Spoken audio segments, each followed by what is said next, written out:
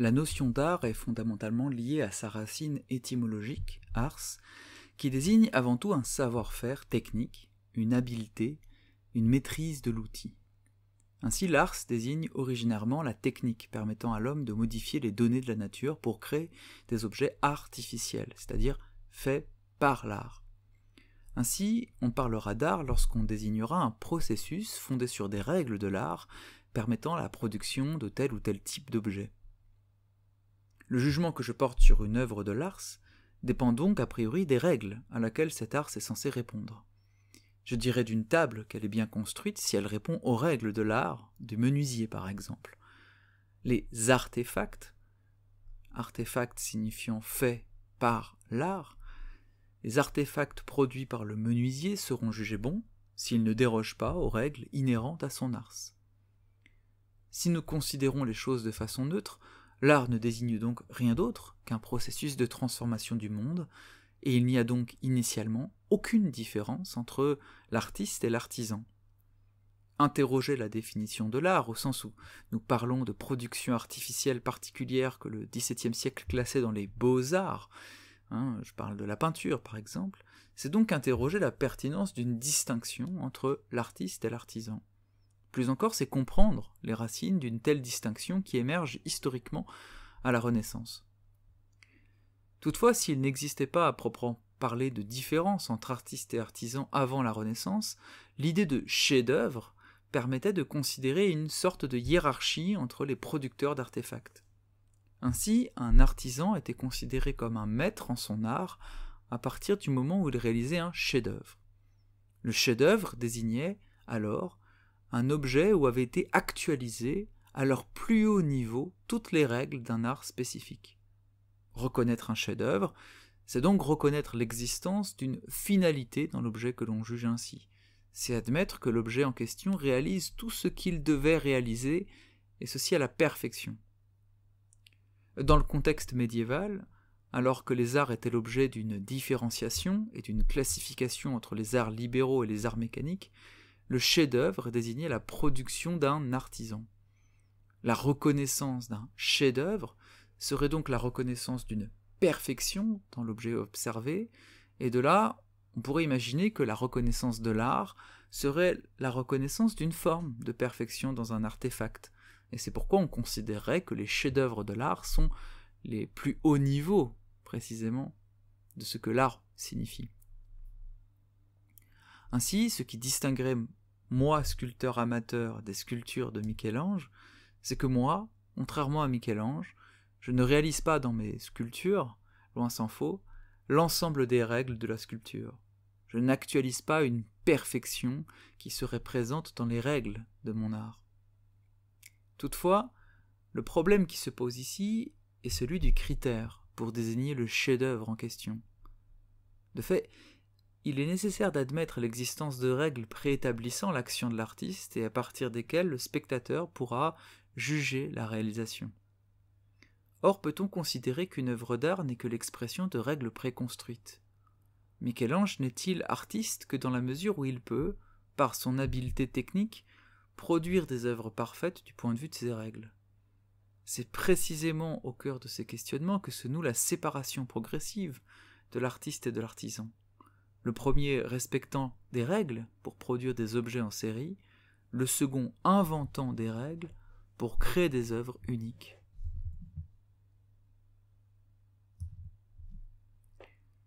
Ce qui, à l'époque moderne, va permettre de construire une distinction entre l'artiste et l'artisan, va ainsi être la reconnaissance dans l'objet produit par l'artiste d'une unicité.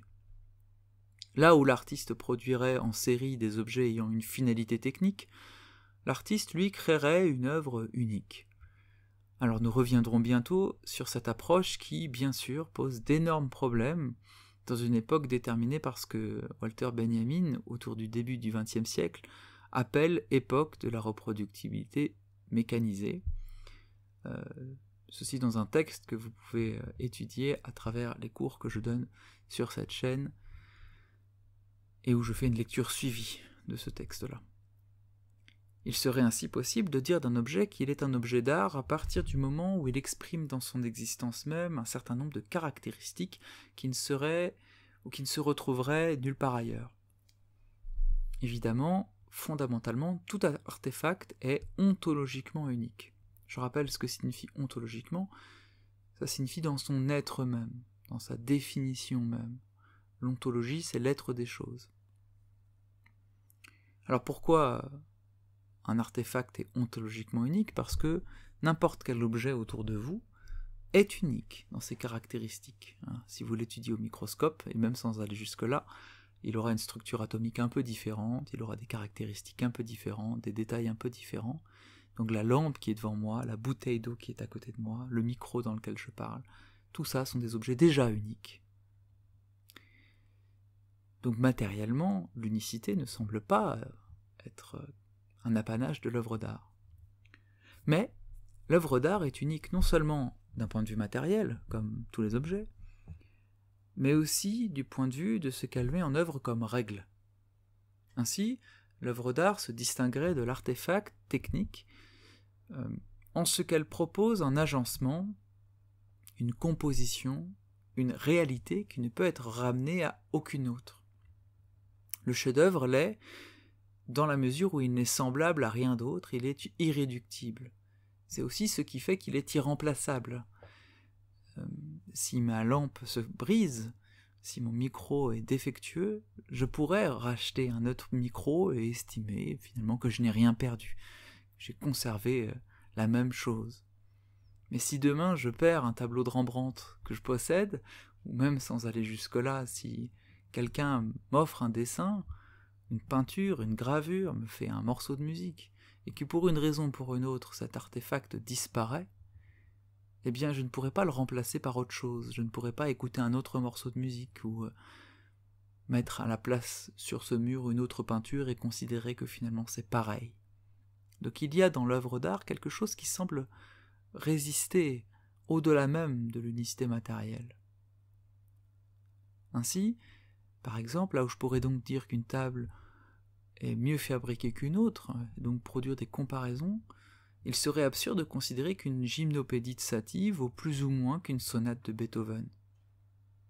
Donc non seulement l'œuvre d'art serait irremplaçable, mais même incomparable. On dit en philosophie incommensurable entre elles. Ça ne veut rien dire de comparer des œuvres d'art. L'unicité de l'œuvre d'art serait donc le résultat de cette autonomie de l'objet d'art qui, parce qu'il ne dépend d'aucune règle que les siennes propres, ne peut être ramené à rien d'autre que lui. Ainsi, si je veux étudier la différence entre les gymnopédies, ou si je voulais comparer les gymnopédies de Satie, une gymnopédie de Satie et une sonate de Beethoven, ou une peinture de Rembrandt et une peinture de Kandinsky, il faudrait que j'accepte et que j'admette l'idée que ces deux objets répondent à des règles communes. Mais ce qui fait cette comparaison impossible, c'est que non, ce que je produis en regardant un tableau de Kandinsky et un tableau de Rembrandt, c'est que je comprends qu'elles répondent chacune des deux à des règles un peu différentes. Ces œuvres d'art produisent en elles-mêmes un système de règles, et donc il est très difficile de produire une comparaison qui semble totalement juste et légitime. Du point de vue de l'artiste, on peut considérer que finalement ce qui fait l'artiste et ce qui le distingue classiquement de l'artisan, c'est que précisément l'artiste est celui qui ne fait pas que répondre à des règles préexistantes, mais capable d'en inventer. Dans la critique de la faculté de juger, Kant considère ainsi que ce qui définit le génie de l'artiste, le talent, c'est une faculté qui consiste à produire ce dont on ne saurait donner une règle déterminée. Une faculté qui consiste à produire ce dont on ne saurait donner une règle déterminée. Ainsi, le talent ne peut pas s'apprendre, au sens où toutes les règles intégrées a priori par l'artiste ne peuvent en elles-mêmes expliquer son aptitude à produire une œuvre, à composer par exemple avec ces règles. Je peux donc être parfaitement capable de mettre en œuvre les règles de la composition musicale sans être jamais capable de créer de la musique. Pas parce que je télécharge dans une intelligence artificielle, par exemple, toutes les règles de composition musicale, que je pourrais estimer qu'elle est capable de composer comme Satie. L'œuvre d'art est donc fondamentalement originale, parce qu'elle exprime son origine, c'est-à-dire l'artiste lui-même, et au-delà, dira Kant, les règles de la nature elle-même. ce que je vois en percevant un tableau de Rembrandt, c'est aussi Rembrandt. C'est aussi la manière qu'a Rembrandt de voir et de peindre, et pas simplement la répétition de règles qui existent avant Rembrandt et au-delà de lui, indépendamment de lui. Bien sûr, elles existent, ces règles. Rembrandt ne peint pas à partir de rien, mais elles ne s'y réduisent pas. Par ailleurs, Kant considère que le talent consiste à produire des œuvres exemplaires, qui deviennent des règles du jugement de goût. En effet, si ce n'était pas le cas, n'importe quelle production absurde pourrait être considérée comme originale. Il suffirait de produire quelque chose qui n'a jamais été fait, et qui est très bizarre, par exemple. En fait, pour Kant, ce que produit le génie, c'est non seulement il invente des règles, mais en plus, ces règles deviennent des modèles pour les autres, qui vont se mettre à suivre. Dernièrement, le génie ne peut pas expliquer son œuvre, c'est-à-dire qu'il ne peut déduire a posteriori les règles qu'il a suivies pour créer.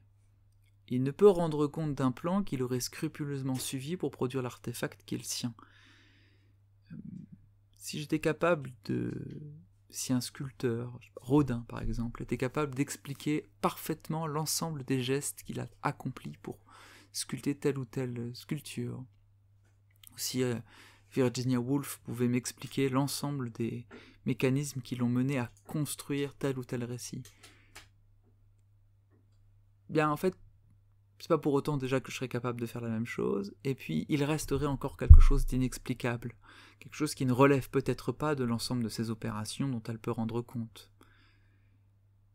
La notion d'improvisation est intéressante ici parce qu'elle permet de comprendre en quoi une production artistique peut relever d'un ensemble de règles apprises. L'improvisateur n'improvise pas de rien. Et en même temps, même si l'improvisation vient de règles apprises, l'improvisation dépasse ces règles, produit une unité organique qui ne se réduit pas à l'exécution des règles. Nous avons alors une œuvre qui n'est effectivement pas explicable, qui est effectivement unique et qui en soi produit sa propre forme, ne renvoie à rien d'autre qu'elle-même à la fin. Matériellement, l'œuvre d'art serait donc le témoignage d'une faculté créatrice de son auteur. Une telle approche permet de comprendre le lien essentiel qui se construit historiquement à partir de la Renaissance et qui se réaffirme au XIXe siècle, romantique notamment, entre l'artiste et son œuvre. Si l'artisan est aussi le producteur de son objet, on ne rattache pas cet objet à l'artisan, parce que ce qui semble compter dans l'objet construit est moins l'intention de son auteur que la réalisation de certaines finalités pratiques.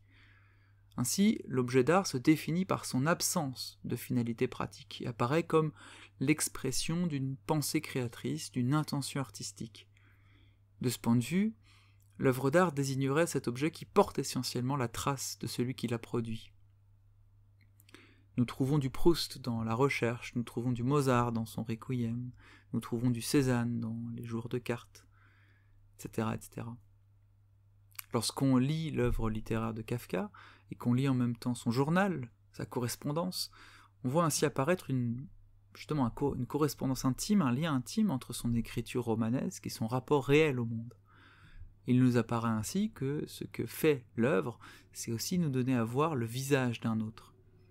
Dans la pensée freudienne, l'art est ainsi un mode de sublimation des pulsions inconscientes et apparaît comme l'expression la plus fondamentale d'une intimité.